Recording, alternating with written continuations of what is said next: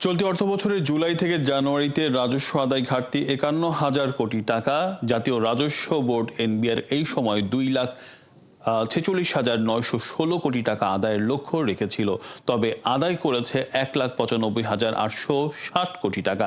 NBR এর পরিসংখ্যান বলছে, গত জুলাই আগস্টের আন্দোলন ও রাজনৈতিক অস্থিরতায় এই প্রভাব পড়েছে রাজস্ব আদায়। এছাড়াও অর্থনীতি তথা ব্যবসা বাণিজ্যের গতি কমে যাওয়ায় রাজস্ব আদায় পিছিয়ে পড়েছে এনবিআর। এদিকে জানুয়ারি থেকে জানুয়ারির সময়ে সবচেয়ে বেশি ঘাটতি আয়কর খাতে। এই খাতে লক্ষ্য ছিল ৮৮,৩৯৫ কোটি টাকা, কিন্তু আদায় হয়েছে ৬৪,০৬৪ কোটি টাকা, ঘাটতি ২৪,৩৩১ কোটি টাকা। এছাড়াও গত ৭ মাসে আমদানি শুল্ক খাতে ঘাটতি হয়েছে ১২,৩০২ কোটি টাকা। ভ্যাট খাতেও আদায় ঘাটতি রয়েছে এই সময়ে।